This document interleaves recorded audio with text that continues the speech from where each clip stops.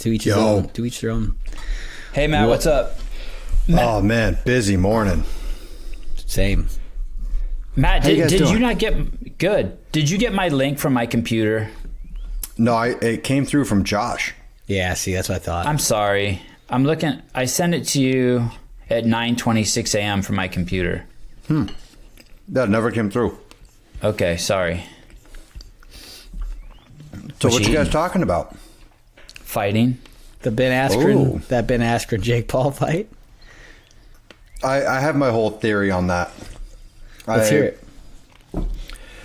I mean, I think Ben was showing up for a payday. Yeah. Very obvious. I know nothing about the situation. I know neither of these men. But just how Askren looked at the weigh-ins, and like he was a professional fighter. He went to the Olympics for wrestling. He went to the UFC. And then I remember watching one interview he did after his knockout with Jorge. And he's like, what? Like, everyone's making fun of me. He's like, I made $1 million last year. I'm going to take that million, start a business. Like, it gave me a stepping stone for the rest of my life. And it was purely just like there's no pride there. He was just like, nope. Like, I was there for the money. Like, I signed up for fun, found out I could make a living at it. And that was it. And he's already lived through the worst thing a fighter can live through. He's on someone else's highlight reel for a record-breaking speed knockout. Like, how many times has that clip been played? Every Jorge highlight film, that is the highlight, this bananas knockout. And so my theory is that Askren's going into it like, I've already lived through the most embarrassing like knockout that can happen. He got paid for that boxing match. He got paid $500,000 guaranteed, and a percentage of the pay-per-view. Right, which they had I want to say they had 1.4 million views, which is more than the McGregor Poirier card, the last one. Oh my God! Yeah, dude, I would take a knockout for so much less. And like, yeah, dude, are you kidding me? Like, right. 1.4 million views off what is it, $60 to buy it? 50. So Matt, how much would you, if someone hears this, how much would you get in there for $500,000 to fight Jake Paul and a percentage of the pay-per-view? I think a couple years ago, yeah, absolutely. Today, I've done a lot more for a lot less. Where are you at today? Where's the dollar? Give me the amount that is going to take you to step into the ring with Jake Paul. Today, you could be the savior, Matt. Today, everyone wants to see that guy get knocked out. I wouldn't want to box. I kind of don't. You don't? UFC fight, like anything goes. That number's pretty low. Boxing match, I don't care for boxing too much. Are you a kicker? You like to strike or a grappler? What do you think you are? You should know this, Josh. I'm a choker. Oh, no. I think you're choking pals in your pants. No,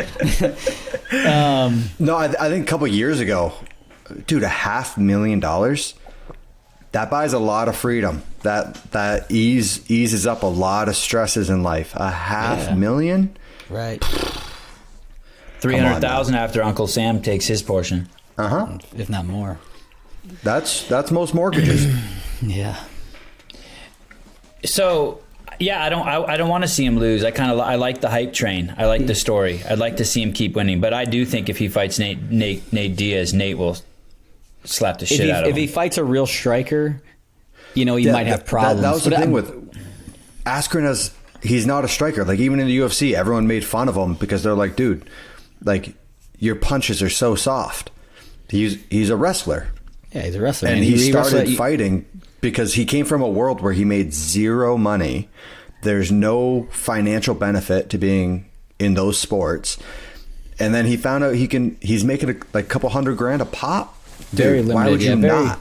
Very limited. It's really hard to make money in the world of wrestling. There's a few guys that do it. But he was a phenomenal wrestler at Missouri. He actually went to Mizzou, University of Missouri. I remember watching him because I'm from St. Louis, and so I remember watching him growing up. Man, he was a stud. He was a stud at Missouri, and then went on and went to the Olympics and He had an impressive career in the wrestling world, and then went on to ONE, and he actually was undefeated in ONE, the promotion ONE or whatever. So it's like a Bellator, UFC, whatever. Yeah, I think it's in Japan. You know that, Sevan?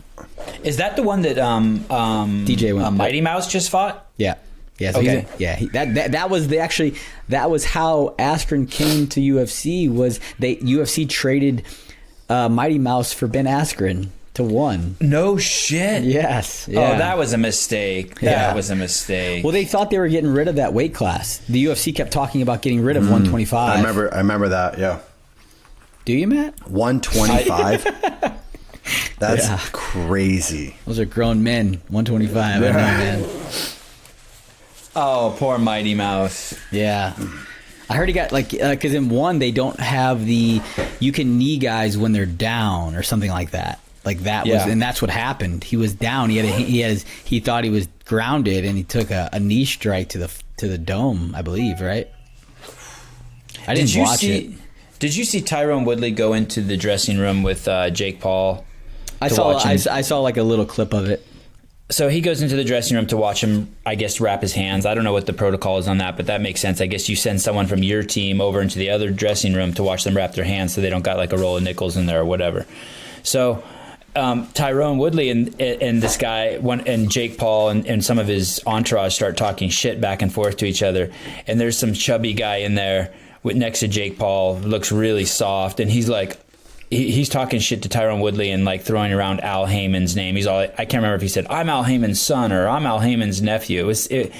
It was like some of the worst name dropping I'd ever seen. I'm just like, come on, man. Do you know who Al Heyman is? No. Do you know? No, he's the Don King of wrestling. And no one ever gets to see him. He's like he's like Bob Abram, but I think but bigger. Okay. And he's basically like, you'll hear Floyd always thank him, and you'll hear all the big boxers always thank him. He's the guy way You actually watched the whole scenes. fight? You didn't just watch it the next morning, the highlight reel on Instagram for free? No, I paid the $49.99. So did I.